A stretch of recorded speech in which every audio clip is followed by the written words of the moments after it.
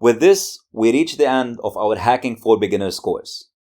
I would like to congratulate you on completing this course. You've come a very long way since we first began.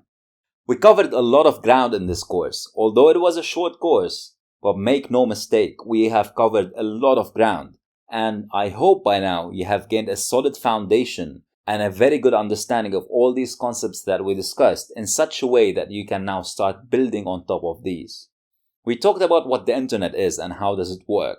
What are IP addresses? What is the difference between public IP addresses, private IP addresses, and why they are needed? We talked about network address translation and how it connects private IP addresses to the internet.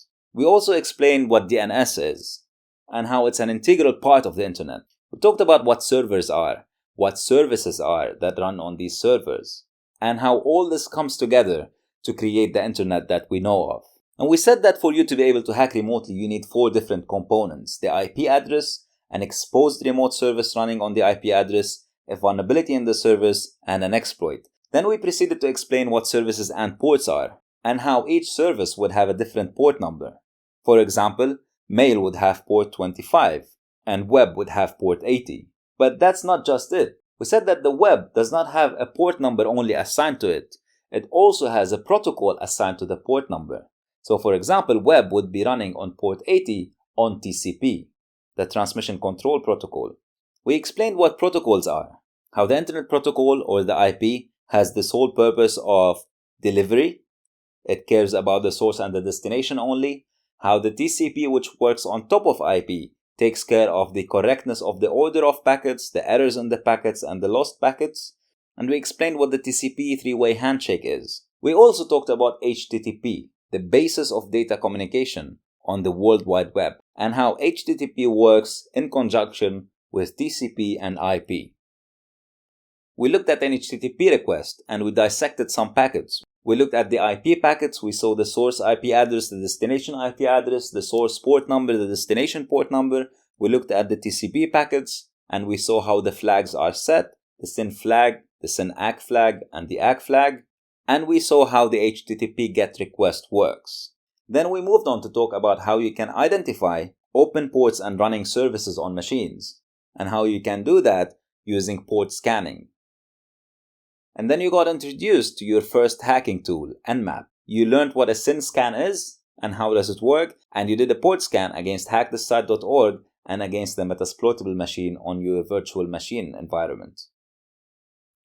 And then we talked about vulnerability scanning, the third step in our hacking methodology.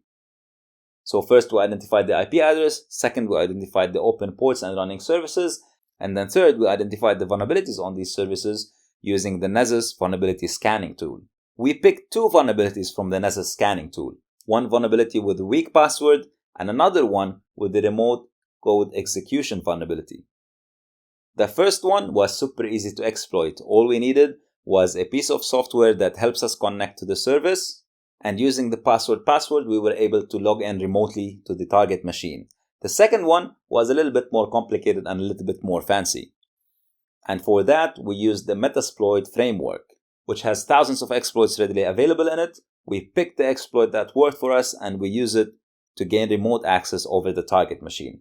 So with that, we covered the 4 stages of hacking. We identified the IP address, we identified the exposed running services, we identified the vulnerabilities on these services, and last but definitely not least, we exploited these vulnerabilities to take remote control over our target machine.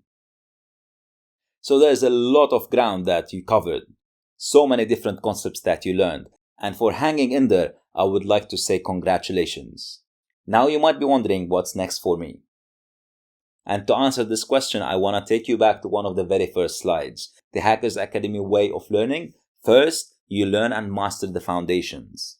Second, you practice, practice, practice. Third, you share knowledge. And 4, you learn some more. Now that you've learned the foundations, it's time for you to practice a little bit more. Go and redo these exercises. Make sure that you understand each and every single one of your missions, that you've completed your missions. And remember to record your success, because once you submit the report, once you submit all the screenshots and the outputs from your missions, there's a very valuable prize waiting for you. So practice, practice, practice. Hang out on the Hackers Academy forum and share your knowledge. Answer questions that your fellow students have. Share some of the discoveries you made. Maybe you learned a new technique. Maybe you found a new tool. Make sure you share this with your fellow students. And then, once you're very comfortable with all that, it's time for you to learn some more.